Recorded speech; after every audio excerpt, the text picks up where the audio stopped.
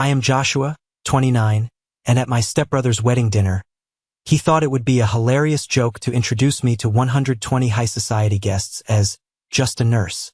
My own father burst out laughing right along with him. Before I tell you about how the bride's billionaire father froze the entire room and completely turned the tables, let me know where you're watching from in the comments. I love seeing how far these stories travel. I was sitting at table 14. If you have ever been to a high-end country club wedding, you know exactly what table 14 is. It is the table they wedge right next to the kitchen's swinging doors. It is the absolute edge of the room, the place where they hide the people they are forced to invite but do not want anyone to see. Every 30 seconds, a waiter with a massive tray of cleared plates would bump into the back of my chair. I was seated with a bored teenage babysitter who spent the entire time scrolling on her phone, a distant cousin who kept complaining about the temperature, and an empty chair. I was not there to be a guest. I was there to be accounted for, to check a box so my stepbrother could play the role of the generous, inclusive family man. I sat there in my dark gray suit, the only suit I owned, bought off the rack 3 years ago for a hospital gala. My hands were resting in my lap, and I kept running my thumb over the small pearl lapel pin attached to my jacket. It was a piece of my late mother's earring, repurposed by a cheap jeweler so I could carry a piece of her with me on important days. The Oakmont Country Club ballroom was completely stunning, almost suffocating in its wealth. Crystal chandeliers threw little rainbows across the vaulted ceiling. Women wearing Valentino dresses and men in custom tuxedos drank champagne that cost more than my weekly salary at the hospital. The air smelled like roasted filet mignon, expensive cedarwood perfume, and money. Pure, generational money. Up on the main stage, bathed in a warm, expensive spotlight, stood my stepbrother, Elijah. He had a crystal microphone in his hand and that effortless, arrogant smile he had spent 32 years perfecting. He was marrying Qley Harrington, the daughter of Richard Harrington. Richard was a self-made real estate billionaire who basically owned half the commercial properties in the county. Elijah had spent the last 2 years carefully crafting a flawless image of our family to present to the Harringtons, and tonight was his masterpiece. He started his toast by praising his mother, Diane, my stepmom. He called her his rock, the woman who taught him elegance, resilience, and grace. Diane sat at the head table, wearing a dress that cost more than my car, pressing a manicured hand to her chest. She closed her eyes, soaking in the applause like she was accepting an Academy Award. Then Elijah turned to my dad, Robert. Elijah called him a hero. He said, "Robert is the man who stepped up and showed me what a real father looks like. He taught me about hard work and integrity." My dad raised his glass, his eyes actually shining with tears of pride. He looked at Elijah with a level of pure adoration I had not seen directed at me since I was a little boy. Then, Elijah's eyes scanned the massive room. He looked past the tables of wealthy developers, past the partners at his law firm, and his gaze landed on the dark corner where I was sitting. A familiar, cruel smirk touched the corner of his lips. He leaned into the microphone. The pause he took was completely calculated, designed to make sure every single person in the room was listening. "And over there, way in the back," Elijah said, his voice echoing through the speakers. "That is my stepbrother, Joshua. He is just a nurse." He said the word nurse the way you would describe a stain on a rug or a bad habit. It was an apology, something that could not be helped, a disappointment the family bravely tolerated. The room went quiet for a split second, and then, the sound that will echo in my head for the rest of my life cut through the silence. My dad laughed. It wasn't a nervous chuckle. It was a booming, genuine, full-chested laugh. He threw his head back and laughed at me. Diane smirked, lifting her champagne flute to her lips to hide her satisfaction, her eyes locking onto mine with absolute malice. A ripple of polite laughter moved through the guests. When the groom laughs, the room follows. 120 people were looking at me, chuckling at my expense. I sat there, gripping my water glass so hard I thought the crystal would shatter in my hand. My jaw locked, the muscles in my neck pulled tight. I used the breathing techniques I use in the trauma bay when a patient is coding. 4 seconds in, 4 seconds out. I did not stand up. I did not storm out. I swallowed the humiliation just like I had swallowed every other insult for the past 20 years. I let the laughter wash over me, making myself as small and invisible as they wanted me to be. But as the laughter died down and conversations resumed, I noticed something. At the head table, one man was not laughing. Richard Harrington, the billionaire father of the bride, sat completely still. His champagne glass was untouched on the table. He was staring directly at me. His eyes were wide, locking onto my face, and then drifting down to the small pearl pin on my lapel. His jaw was slightly open. He leaned over to his wife, Margaret, and whispered something so fiercely she immediately turned to look at me too. I didn't know it yet, but the puzzle pieces were snapping together in his mind. To understand how we got to this freezing moment in the ballroom, and why Richard Harrington was staring at me like he had just seen a ghost, I need to take you back 3 weeks earlier. The wedding invitation arrived on a rainy Tuesday afternoon. It was wedged in my apartment mailbox between a past-due electric bill and a grocery store flyer. I remember standing in my cramped kitchen, my feet aching from a grueling 12-hour shift in the ER. I still smelled like hospital antiseptic and stale coffee. I stared at the thick, cream-colored envelope. It was heavy Crane and Company paper, pressed with gold foil lettering. I slid my thumb under the seal. Inside, the calligrapher had written my name. Joshua. They spelled it wrong. My own family could not be bothered to spell my name right on a $1,000 stationery order. Furthermore, there was no +1 option checked. It was not an invitation to celebrate our family. It was a summons.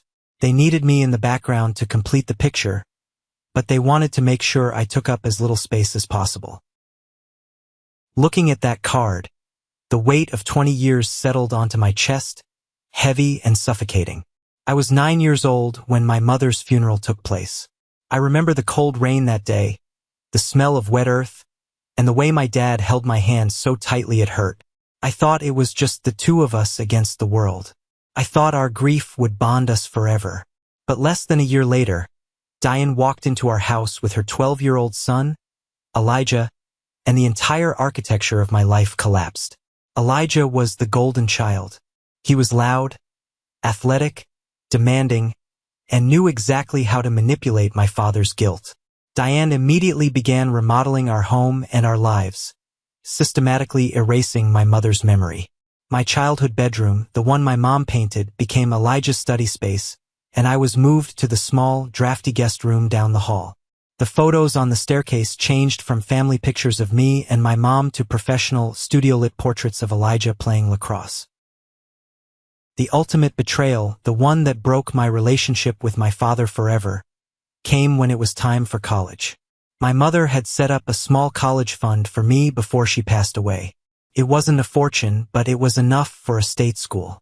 When I was 18, I went to the bank to access it, only to find the account nearly empty. I confronted my dad in the kitchen that night. I was shaking with anger and panic. He refused to look me in the eye. He scrubbed his face with his hands and mumbled that he had to drain my college fund to pay for Elijah's out-of-state private university tuition. Elijah is going to be a lawyer, Joshua, my dad had said, defending his theft. He needs the pedigree. You're going into nursing. You can easily get student loans. If I don't pay for Elijah's school, Diane will file for divorce. I can't go through that. You have to understand. I understood perfectly. I was the sacrifice.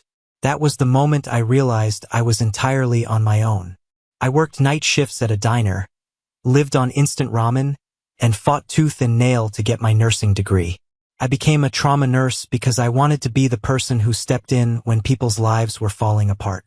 I wanted to be the steady hands in the chaos. I built a life I was proud of, completely independent of them. I threw the wedding invitation onto the counter and decided right then I wasn't going. I didn't need their toxic performance. But 2 hours later, my phone rang. The caller ID said, "Dad." "Hey, Josh." His voice boomed through the speaker, overly cheerful and loud. It was the exact voice he used when Diane or Elijah was in the room listening to him. "Did you get the invite?" "I got it," I said flatly. "They spelled my name wrong. And I have to work that weekend anyway. Look, Josh." His tone instantly dropped the fake cheer, becoming hard and impatient. "Don't do this to me. Elijah is marrying into the Harringtons. This is a huge deal for our family. His new promotion depends on this alliance. Do not ruin your stepbrother's day by playing the victim. Diane has been stressed out of her mind. Just put on a suit, show up, and smile. It is not that hard. Dad, I'm not family to them. I'm a prop. Stop being dramatic. I don't want to hear it. Be at the rehearsal dinner and be at the wedding. End of discussion." He hung up before I could say another word. That night, sitting on my worn-out sofa, I opened Instagram. Elijah had blocked me from his main account years ago, but his public professional profile was wide open. I started scrolling. Elijah had constructed an absolute masterpiece of fiction. There were perfectly filtered photos of him, Diane, and my dad at high-end steakhouses, on rented sailboats, and at charity galas. I wasn't in a single frame. The captions read, "Nothing matters more than my blood. Family is everything." But the lies went deeper. In an interview he posted for a local business magazine, he claimed my dad was an executive in the corporate hardware industry. My dad managed a local Ace hardware store off the highway. He called Diane a retired event management CEO. She used to bake sheet cakes for neighborhood kids' birthdays. Elijah had completely repackaged our family to impress the Harringtons, painting over the rotten wood with a fresh coat of high-gloss paint. I realized then why I was being shoved in the corner. I was a liability to this fake narrative. A trauma nurse pulling 12-hour shifts, driving a beat-up car, and living in a modest apartment didn't fit the billionaire aesthetic. Fast forward to the week of the wedding. The opening act of this nightmare was a mandatory Sunday brunch at the Harrington estate. I pulled up to the massive iron gates in my 10-year-old Honda Civic. The valet attendant, a kid in a crisp uniform, looked at my car like it was a rolling trash can. He parked it directly between a flawless black Rolls-Royce and a silver Porsche 911. The visual contrast was almost comical. The Harrington estate was breathtaking. Stone pillars, manicured hedges trimmed with geometric precision, and an oak double door that looked like it belonged to a European castle. I walked inside, trying to smooth the wrinkles out of my shirt. The house smelled like fresh lilies and old money. Caterers glided silently across the marble floors holding silver trays of caviar, smoked salmon, and champagne. I immediately felt the familiar sensation of becoming invisible. I grabbed a glass of sparkling water from a tray and tried to find a quiet corner. I walked down a long hallway lined with expensive original art, looking for the bathroom. I passed an open door that led into a massive cherrywood study. I don't know why I stopped. Maybe it was the sheer size of the room, or the walls lined with impressive business awards and real estate plaques. But as I glanced inside, something on the center bookshelf caught my eye. It was a framed photograph next to a clipped newspaper article. I stepped into the room to get a closer look. The headline from a 3-year-old newspaper read, "Local businessman survives horrific highway crash thanks to off-duty nurse." Next to it was a photo of a man in a hospital bed. His face was severely bruised. A thick cervical collar was wrapped tightly around his neck, and oxygen tubes were taped to his nose. My heart did a strange, violent kick in my chest. 3 years ago, on a freezing November night, I was driving home on Interstate 95 after a brutal double shift in the ER. It was pouring rain, visibility was near zero. The tires of a massive 18-wheeler locked up ahead of me, and the truck jackknifed across 3 lanes of traffic. A black luxury sedan crashed head-on into the side of the trailer with a sickening crunch of metal. I pulled my car to the shoulder, grabbed my emergency trauma kit from the trunk, and sprinted through the freezing rain and shattered glass. The driver of the sedan was pinned violently beneath the crushed steering column. Blood was pouring from a deep laceration on his forehead, blinding him. I crawled into the twisted wreckage, ignoring the jagged metal tearing my scrubs and slicing my arms. For 47 minutes, while we waited for the rescue crews to bring the jaws of life, I held his cervical spine completely still. I pressed my bare hands against his neck, keeping him stabilized so he wouldn't be paralyzed.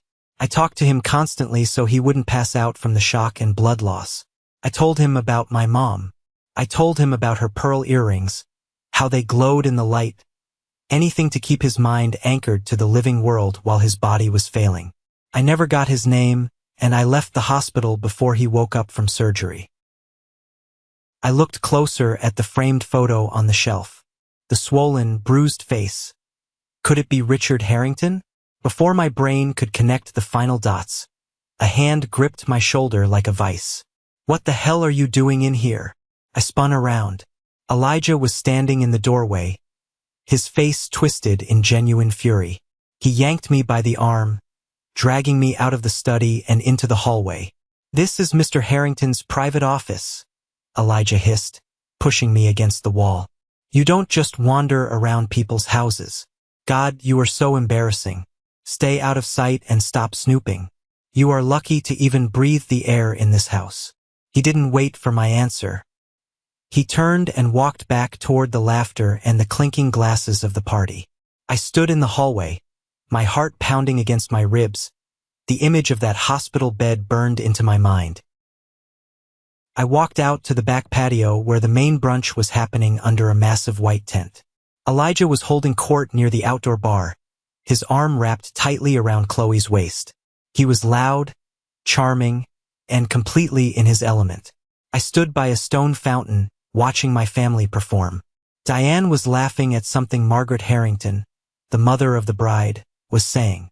My dad was nodding along, looking terribly uncomfortable in a blazer that was slightly too tight around the shoulders.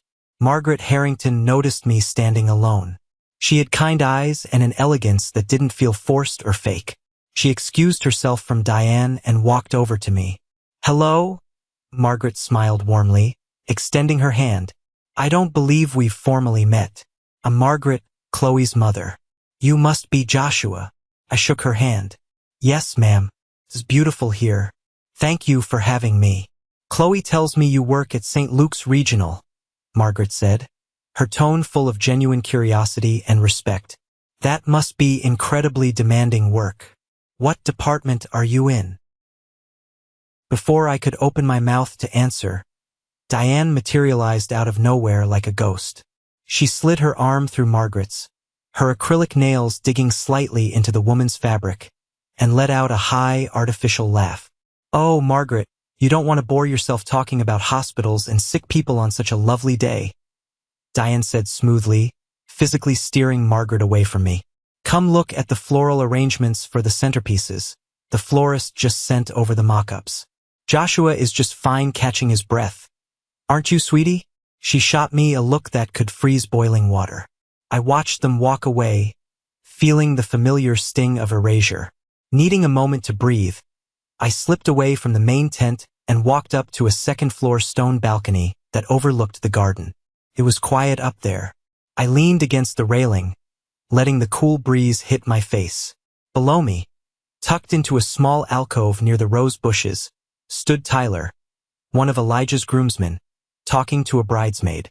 They were completely out of sight of the main party, and their voices drifted perfectly up to the balcony. "Where is the stepbrother anyway?" the bridesmaid asked, sipping a mimosa. "I haven't seen him all day." "Oh, the nurse guy?" Tyler chuckled softly. "Elijah says they try to keep him away from big crowds. Apparently, the guy has severe anger management problems, like legit mental issues. Elijah told Mr. Harrington that the family had to cut him off financially because he was so unstable. Sad, really.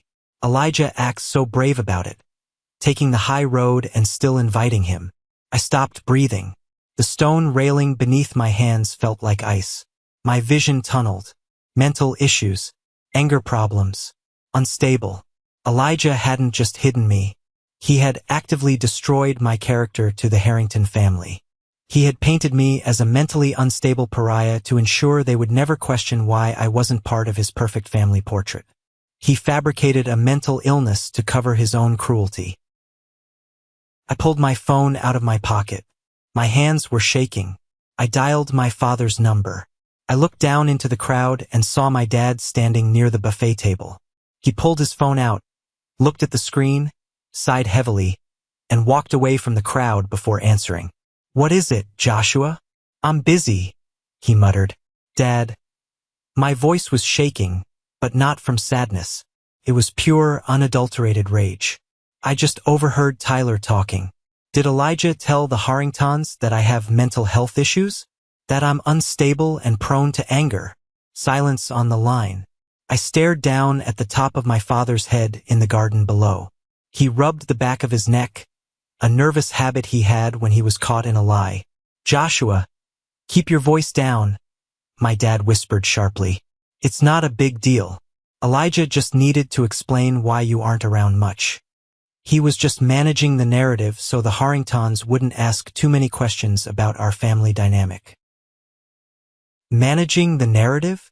I spat the words out. "He told them I was crazy, Dad. He assassinated my character to make himself look like a saint.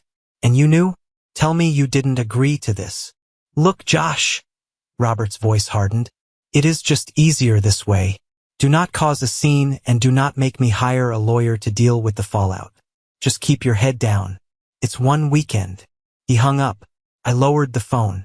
A cold, heavy realization settled into my bones.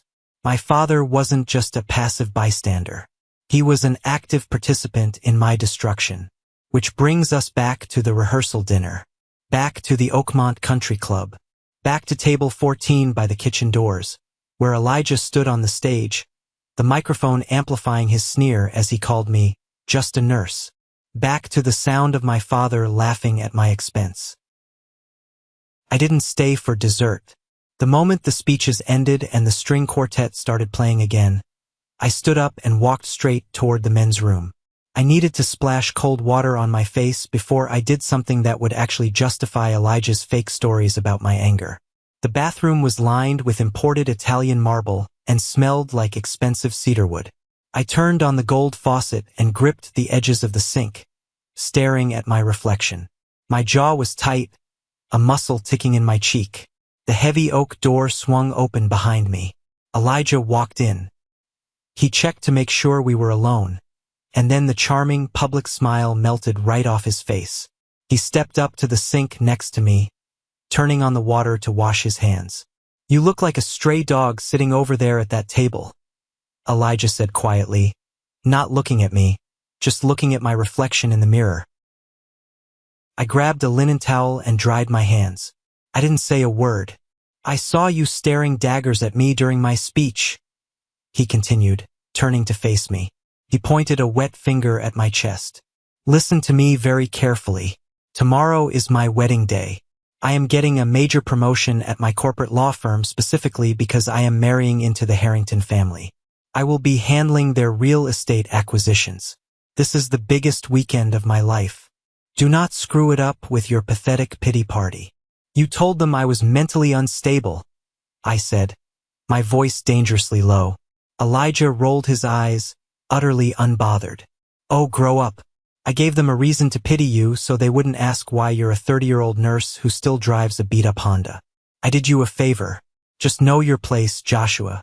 Sit in the back, eat the free food, and keep your mouth shut." He threw his damp towel into the brass basket and walked out. I stood there, listening to the heavy door click shut. Know your place. I took a deep breath. He thought he had won. He thought I was broken. The next afternoon was the wedding day, the main event. I drove up to the Harrington estate just as the sun was beginning to set. The front drive looked like a luxury car dealership. The valet attendants were sprinting back and forth, parking rows of red Ferraris, sleek Lamborghinis, and massive G-Wagons. I handed the keys of my Honda Civic to a teenager in a vest, ignoring the slightly amused look on his face. I didn't care anymore. The reception was held inside a colossal glass-paneled tent erected on the back lawn. Thousands of fairy lights hung from the ceiling, mimicking a starry night sky. I found my seating card. Table 18. If table 14 at the rehearsal dinner was an insult, table 18 was an execution. It was literally positioned behind a massive floral pillar, right next to the entrance the waitstaff used to bring out the food. I sat down. The 2 chairs next to me were empty, no-shows. On my other side was Grace, a college student who had been hired to watch the flower girls. I smoothed the lapels of my dark suit. The small pearl pin caught the ambient light, glowing softly against the dark fabric. I touched it gently. I am here, Mom, I thought. I am surviving. The grand entrance happened. Elijah and Qley danced onto the floor to thunderous applause. My dad and Diane were seated at the front, beaming, raising their glasses. The dinner service began. Waiters rushed past my table, their elbows brushing the back of my chair. I ate my steak in silence, watching the spectacle from the shadows. About an hour into the dinner, the music softened. People were mingling between tables. I was staring at the condensation dripping down my water glass when I noticed a shadow fall over my table. I looked up. Standing there, wearing a custom tuxedo with a look of intense, almost trembling focus on his face, was Richard Harrington. He didn't look at the empty chairs. He didn't look at the waiters rushing past. His eyes were locked entirely on me. He pulled out the empty chair next to mine, the chair meant for a no-show guest, and sat down. At the worst table in the room, the billionaire host took a seat. "You know," Richard said, his voice quiet but carrying a weight that made the noise of the room fade away. He stared at his hands resting on the table. 3 years ago, I was in a terrible accident. Interstate 95. A truck jackknifed in the rain. My heart stopped. The blood rushed to my ears, a loud roaring sound drowning out the jazz band. My car was crushed, Richard continued, turning his head slowly to look at me. I was trapped. I was bleeding out. I couldn't feel my legs. I was terrified, and I was absolutely certain I was going to die in the dark, in the rain. He paused, taking a slow, shaky breath. But someone climbed into that wreckage. Someone held my neck still for 47 minutes. He talked to me. He told me he was a nurse. He told me about his mother and her pearl earrings. Richard's eyes dropped from my face to the lapel of my jacket. He stared at the pearl pin. A single tear broke loose and tracked down his weathered cheek. I tried to find him, Richard whispered, his voice cracking with emotion. The hospital wouldn't release his name due to privacy laws. But I never forgot his voice. I never forgot the story about the pearls. He reached out and gently tapped the table in front of me. "Is it you?" Richard asked. I looked into the eyes of the man I had pulled from the edge of the grave. I swallowed the lump in my throat. "Yes, sir," I said quietly. "It's me." Richard closed his eyes. He let out a breath that sounded like he had been holding it for 3 years. He stood up slowly, placed a heavy hand on my shoulder, squeezed it tight, and walked away without another word. I watched him walk straight past the head table, ignoring Elijah, ignoring Diane. He pulled his cell phone out of his tuxedo pocket and walked out of the tent into the dark garden. He was making a call to the hospital to verify my identity. The storm wasn't just coming. It was already here. I sat at table 18, my heart hammering against my ribs like a trapped bird inside my chest. The jazz band was playing a slow, sweeping rendition of an old Frank Sinatra song, the upright bass thumping in time with my pulse. But all I could really hear was the rushing blood in my ears. I watched through the clear plastic walls of the massive reception tent as Richard Harrington stood out in the dark garden. He had his cell phone pressed tightly to his ear. He was pacing back and forth under the soft glow of a security light, his free hand slicing through the cool night air as he spoke with an intensity that you could feel even from 50 feet away. I did not know it at that exact second, but Richard was not calling his security team or his driver. He was calling St. Luke's Regional Hospital. He completely bypassed the General Hospital switchboard and used his considerable weight as a major philanthropic donor to get directly through to the emergency department's attending physician on duty. That physician happened to be Dr. Matthew, my boss and a man who has mentored me for years. I found out later exactly how that intense conversation went down. Richard demanded to know if a male nurse named Joshua, a man who consistently wore a repurposed pearl lapel pin on his scrubs or his jacket, was the lead medical responder on a massive multi-vehicle pileup on Interstate 95 3 years ago. Dr. Matthew is a man who plays entirely by the rules. He firmly refused to violate medical privacy regulations at first. But Richard was absolutely relentless. Richard described the exact nature of the severe injuries he sustained that night, the exact time frame of the crash, and the exact, specific words the young nurse had spoken to him while they waited in the freezing rain for the heavy rescue tools to arrive. Finally, hearing the sheer desperation and gratitude in the billionaire's voice, Dr. Matthew broke his silence. He confirmed that I was the trauma nurse who crawled into that crushed, bleeding sedan. He told Richard that I had received a private, high-level hospital commendation for my heroic actions that night. It was an award I had quietly placed in a cheap desk drawer at my apartment and never spoken about to my family, because I knew with absolute certainty they would find a way to belittle it or make it about Elijah. I watched Richard Harrington end the call. He slowly lowered the phone from his ear, stared up at the dark, starless night sky for a long, heavy moment, and took a deep breath that seemed to physically expand his entire chest.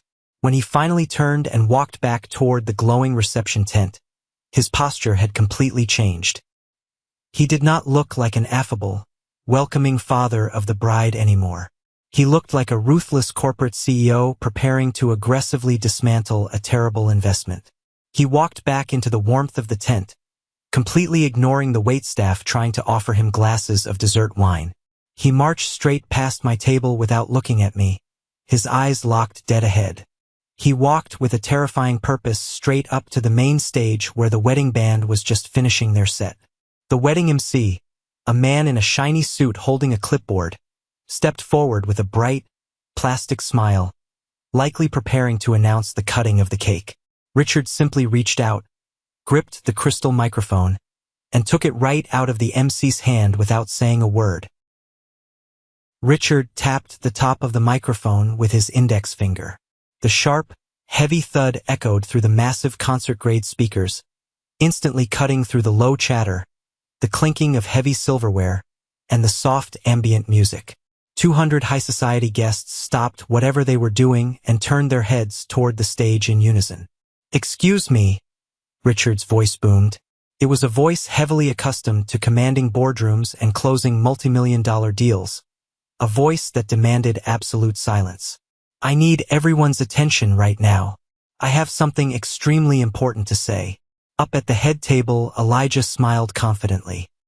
He leaned back in his luxurious chair, draped his arm comfortably over his new wife, Qley, and crossed his legs. He clearly thought his wealthy new father-in-law was about to deliver another glowing, emotional tribute to their perfect union. He thought this was another speech to validate the fake, flawless reality he had spent 2 years building. Diane adjusted her posture, smoothing the fabric of her expensive gown and making sure she was sitting perfectly straight for the photographers who were quickly circling the stage. My father, Robert, held his glass of scotch, a look of proud anticipation plastered on his face. Richard did not look at Elijah. He stood at the absolute center of the stage, holding the microphone with a grip of iron. "Most of you sitting in this room tonight know that 3 years ago, I was involved in a horrific, near-fatal accident on Interstate 95, Richard began. The room instantly fell into a pin-drop silence. You could hear the wind rustling the canvas of the tent. A commercial truck jackknifed in the pouring rain. My car slammed into it at highway speeds. The front end of my vehicle was completely crushed inward. The heavy steering column pinned my legs to the floorboard, and the roof collapsed directly onto my head. I was bleeding profusely from a severe head wound. I could not move a single muscle. I was in agonizing pain. I was terrified, and I was absolutely convinced that I was taking my final breaths on this earth." He paused, letting the heavy, brutal reality of his words settle over the crowd of people wearing expensive jewelry and custom designer suits. For 47 agonizing minutes, before the paramedics could arrive, before the fire department could bring the heavy rescue tools to cut me out, I was kept alive by one single person, Richard continued, his voice thick with a raw, unfiltered emotion that made my own throat tighten. A young man crawled into the jagged, twisted metal of my car. He completely ignored the broken glass tearing through his own skin. He held my cervical spine perfectly still with his bare hands so that I would not be permanently paralyzed. He talked to me the entire time. He told me about his late mother. He told me about her beautiful pearl earrings to give me something gentle and beautiful to focus on while I bled in the cold dark. Qley was staring up at her father, tears rapidly welling in her eyes, her hands covering her mouth. Margaret Harrington sat frozen, her eyes shining with unshed tears. I tried for 3 long years to find this man. I hired private investigators. I begged the hospital administration. But he never came forward seeking a financial reward. He never asked for public recognition. He simply saved my life and walked away into the night because that is exactly the kind of incredible man he is. Richard took a slow, deliberate step forward on the stage. The bright spotlight tracked his movement. Tonight, by a sheer miracle, I finally found him. The collective gasp that rippled through the massive tent was entirely audible. 200 people held their breath, waiting for the revelation. The man who saved my life is sitting right here in this tent tonight. He is sitting at table 18. His name is Joshua. Every single head in the room snapped around to look at me. The movement was so sudden and synchronized it felt like a wave crashing. I was sitting under the dim light near the kitchen swinging doors, wearing my cheap, off-the-rack gray suit, with the small pearl pin gleaming softly on my lapel. I felt the heat rise in my cheeks, my face flushing under the intense weight of 200 stares, but I did not look away. I planted my feet on the floor and held my head high. Earlier tonight, Richard's voice hardened, transforming from emotional gratitude into a sharp, dangerous weapon. He turned his head slowly to glare directly down at the head table. The groom stood on this very stage and thought it was incredibly amusing to introduce Joshua as just a nurse. I watched members of his own family laugh at him like he was a joke. Elijah's confident, arrogant smile vanished completely. The color rapidly drained from his face, leaving his skin looking like wet ash. He looked like a panicked ghost. Diane's mouth fell open in sheer, unadulterated horror. My dad, Robert, froze completely stiff, a glass of water hovering halfway to his lips, his eyes wide with a sudden, crushing realization.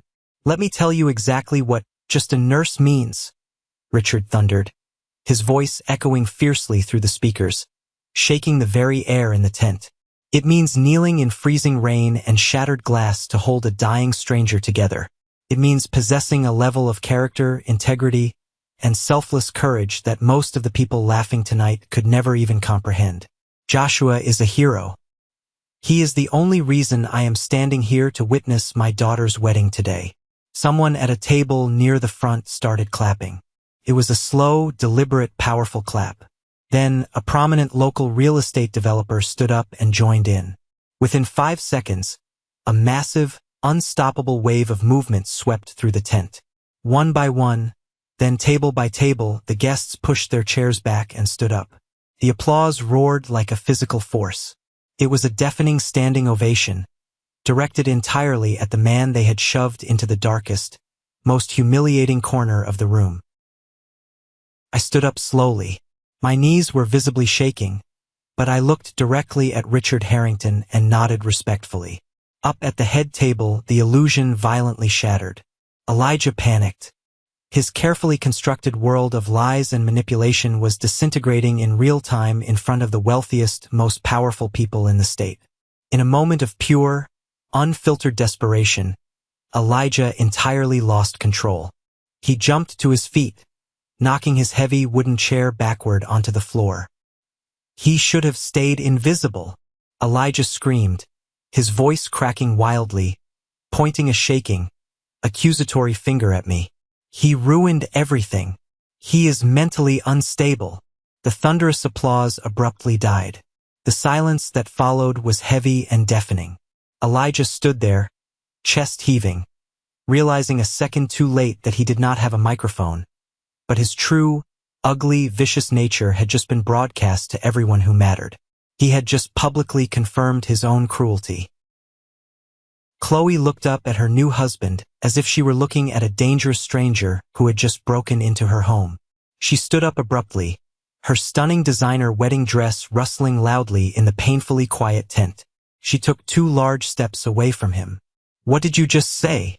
Qley asked, her voice trembling with absolute horror and disgust. "Elijah, what is wrong with you?" Before Elijah could stammer out a pathetic excuse or try to spin his outburst, Margaret Harrington rose from her seat. Margaret possessed that quiet, terrifying authority that only comes from decades of holding immense social and financial power. She calmly walked around the head table, her heels clicking sharply on the wooden floor, and stood directly in front of Diane and Elijah. "For 2 entire years, you sat in my home and told my family that Joshua suffered from severe mental health issues," Margaret said, her voice carrying clearly and coldly across the front tables. "You told us he was prone to violent, unpredictable anger and that your family had to distance yourselves for your own safety. You completely fabricated a malicious, evil lie about a man who spends his life saving others, just so you could hide him away and pretend you were a flawless, high-society family." Diane tried to speak, her hands fluttering nervously around her expensive borrowed necklace, her face flushed red with absolute humiliation. "Margaret, please, you have to understand. We were just trying to protect your family from his awkwardness. He doesn't fit in." "Do not insult my intelligence, Diane," Margaret snapped, cutting her off instantly, her eyes flashing with pure disdain. "You are frauds. Your entire narrative is a toxic lie. You are not welcome in our lives." Richard stepped down from the stage, his face a mask of determined focus. He walked purposefully through the parted crowd of guests until he reached my table in the back corner. He stood right in front of me and extended his hand. I shook it firmly, feeling the solid, honest weight of his grip. "Joshua," Richard said, his voice carrying clearly to the surrounding guests who were watching with bated breath, "my family owes you an unpayable debt, and I promise you, by tomorrow morning, the Harrington Foundation will ensure you are properly rewarded for your heroism and your absolute professional dedication. As for the rest of your so-called family, they are going to have a lot to answer for." This is a moment that changed everything, when I finally regained control of my life. Thank you for your patience in getting this far. You are amazing. Please like the video and leave a comment below to let me know you've been with me. This will not only help more people find this story, but also let me know that my experiences are meaningful to someone. Your support is the biggest motivation for me to continue sharing the rest of this journey. The reception did not recover from the shockwave. The jazz band awkwardly tried to play softly again, but the celebratory energy was entirely dead. Guests were whispering behind their hands, casting harsh, judging glances at the head table where Elijah sat slumped with his head in his hands, while Qley stood several feet away, refusing to even look in his direction. I desperately needed fresh air. My chest felt tight from the adrenaline. I walked out of the tent, leaving the heavy stairs behind, and navigated the stone pathways until I found a secluded, dimly lit balcony overlooking the lower gardens. I stood there, gripping the cold stone railing, letting the crisp night air wash over my burning face. The heavy, suffocating weight I had carried in my chest since I was 9 years old was completely gone. I felt incredibly light. I felt utterly vindicated. I heard the crunch of footsteps on the gravel behind me. I turned around to see my dad, Robert. His suit looked incredibly rumpled, and he looked 10 years older than he had just an hour ago. His eyes were bloodshot, and tears were spilling down his cheeks, catching the dim light of the balcony lanterns. "Joshua," he choked out, taking a hesitant step toward me with his hands held out in a pleading gesture. "Joshua, I am so sorry. I didn't know he was going to say those horrible things on stage. I swear to you, I didn't know. I looked at the man who was supposed to protect me, the man who was supposed to be my hero. I searched my heart, and I realized I felt no anger anymore. I just felt a deep, hollow pity for an incredibly weak man." "You laughed, Dad," I said quietly, my voice eerily calm. He called me just a nurse and humiliated me in front of 120 strangers, and you threw your head back and laughed. You didn't know what he was going to say, but you absolutely agreed with it when he said it. No, I was just caught up in the moment. I was just trying to keep the peace with Diane. You know how she gets, he pleaded, the tears flowing freely down his face now, his voice cracking. Keeping the peace meant sacrificing your own son, I replied, my voice steady, cold, and final. It meant standing by while they abused me. It meant actively draining my college fund to pay for his tuition so you wouldn't have to deal with an argument. It meant letting them treat me like a stray dog in my own home. You chose them, Dad. You chose them every single day since Mom's funeral. Please, he sobbed, reaching out to grab my arm. Let me fix this. Let me make it right. I'm your father. I stepped back out of his reach. I established the firm boundary I should have set a decade ago. There is nothing left to fix. You are not my family. You are just a man who happened to be married to my mother. Go back to your wife and your golden child. They are going to need you when the Harringtons are done destroying them. I turned my back on him and walked away, leaving him weeping alone in the dark on the balcony. I walked straight to the valet, handed him my ticket, and drove my beat-up Honda Civic out of the massive iron gates. I rolled the windows down and let the cold wind fill the car. I had never felt more free in my entire life. A time jump of exactly 1 week is all it took to watch Elijah and Diane's fake, glittering empire completely crumble into dust. I certainly didn't seek out the information myself, but in a wealthy town like ours, gossip involving a billionaire family travels faster than the speed of light. Tyler, the groomsman who had originally spilled the toxic secret about my supposed mental illness on the balcony, actually tracked down my personal cell phone number and called me. He profusely apologized for believing Elijah's lies, and then he eagerly filled me in on the massive fallout. Elijah's life became a living, breathing nightmare of his own making. The Harringtons were ruthless, incredibly protective business people who absolutely despised being manipulated. Qley did not file for divorce on Sunday morning, but she packed her bags, left their shared apartment, and moved back into her parents' estate the very morning after the wedding. Richard Harrington immediately contacted Elijah's prestigious corporate law firm. Elijah was explicitly hired and slated to handle Richard's massive commercial real estate portfolio, which was the entire reason Elijah was guaranteed a massive promotion to junior partner. Richard brutally pulled all of his accounts. The law firm partners, furious at losing their biggest, most lucrative client because of an associate's personal lies, completely revoked Elijah's promotion on the spot. They placed him on indefinite administrative leave pending a severe character and ethics review. He was functionally unemployed. Furthermore, Richard and Margaret sat Elijah down with a terrifying team of corporate lawyers. They delivered a brutal, uncompromising ultimatum regarding Qley's massive trust fund and her future inheritance. Elijah was completely cut off from any and all financial support. They drafted a postnuptial agreement that left him with nothing. He was legally ordered to attend intensive behavioral therapy twice a week to address his narcissistic lying and emotional abuse. If he missed a single therapy session, Qley's high-powered divorce lawyer had the papers drawn up and ready to file with the courts. Elijah had spent his entire life bullying me to fuel his own sense of power, and now he was financially and legally trapped in a marriage where he had absolutely zero control. As for Diane, her relentless social climbing hit a concrete brick wall. Margaret Harrington made exactly 3 phone calls to the wealthy heads of the local country club and the exclusive charity boards Diane was so desperate to join. Overnight, Diane became a complete social pariah. Her phone completely stopped ringing.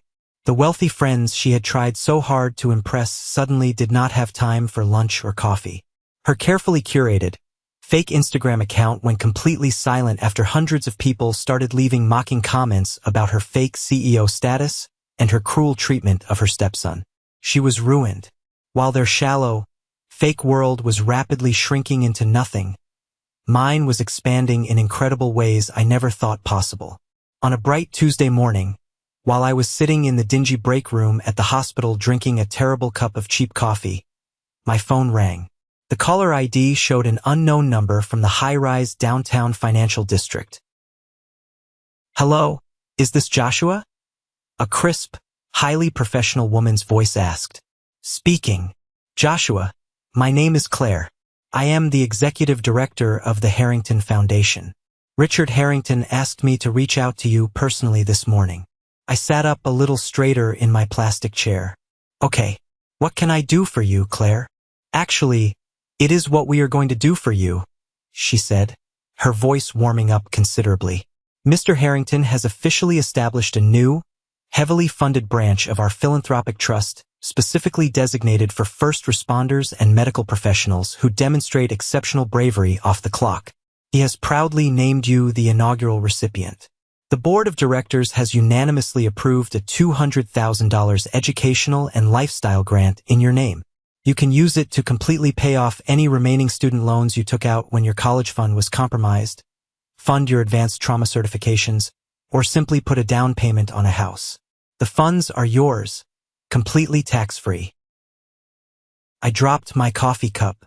It clattered loudly onto the cheap linoleum floor, splashing brown liquid everywhere. $200,000? I whispered, my voice completely failing me. "Yes, Joshua. And furthermore, Richard personally spoke with your hospital administrator, Dr. Matthew. We understand you were already next in line for a major promotion to charge nurse of the trauma unit. The foundation is making a substantial, multi-million-dollar donation to the hospital's emergency wing in your honor. Because of this, Dr. Matthew asked me to let you know your promotion is officially approved starting next Monday, which comes with a very significant bump in your annual salary." I sat alone in that quiet break room, staring blankly at the spilled coffee on the floor, and for the first time since my mother died when I was 9 years old, I cried. They were not tears of pain, rejection, or loneliness. They were tears of overwhelming, pure, unadulterated relief. The universe had finally beautifully balanced the scales.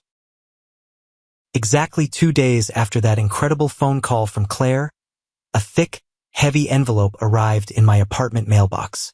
The handwriting on the front was shaky, rushed, and unfortunately very familiar. It was from my father.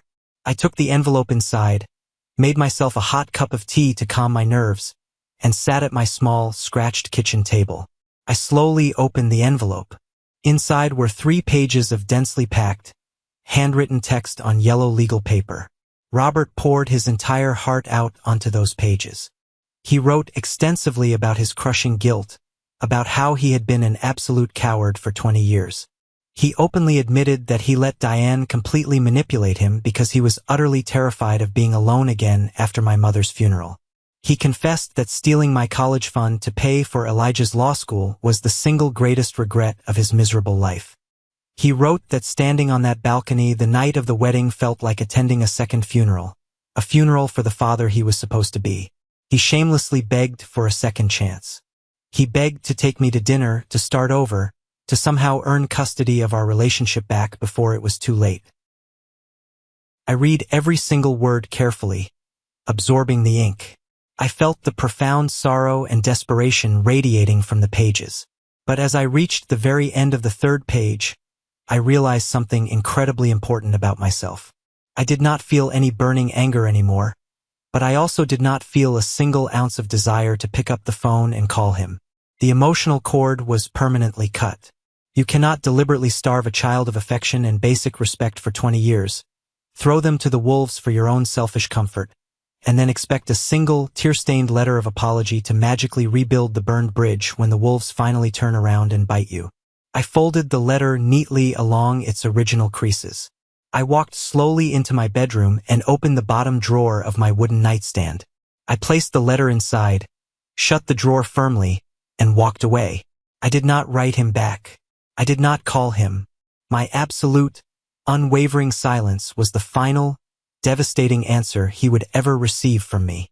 True peace comes from finally knowing you no longer have to carry someone else's toxic, heavy baggage. It has been 6 full months since the disastrous wedding that changed the trajectory of my life. Yesterday morning, I walked through the sliding glass doors of St. Luke's Regional Hospital for my early morning shift. I confidently swiped my security keycard at the main desk, and the heavy double doors to the trauma bay slid open. I looked down at my crisp, clean scrubs.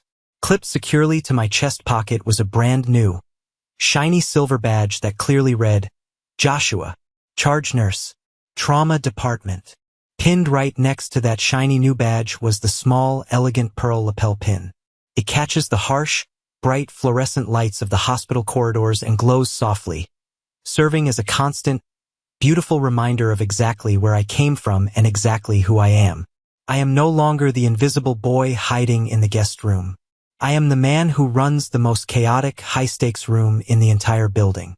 I am the steady hands in the storm.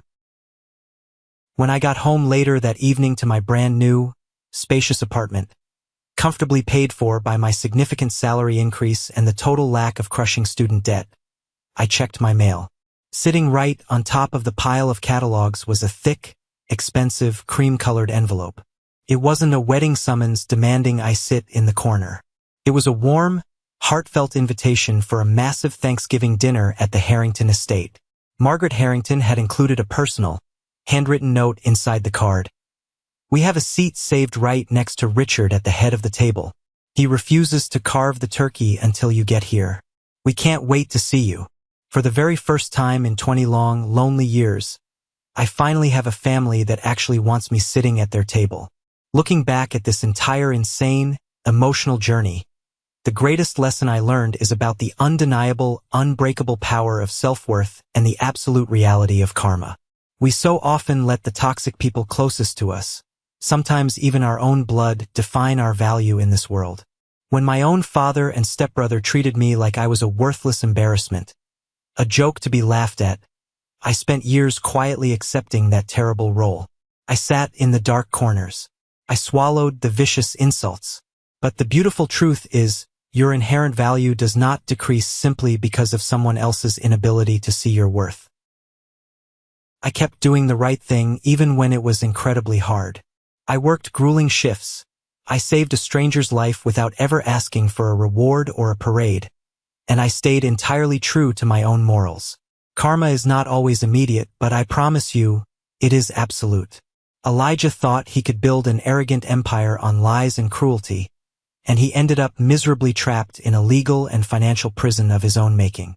I focused purely on building a life of quiet integrity, and it eventually brought me entirely out of the shadows and into the bright light. You simply cannot fake genuine character, and eventually, the world will test you to see what you are really made of. I would love to know what you took away from my story today. What is the one lesson or perspective about family, boundaries, or karma that resonated with you the most? Please share your thoughts in the comments below, or simply type the word good, so I know you found real value in my journey. Thank you so much for listening, and remember, never, ever let anyone relegate you to the back table of your own life.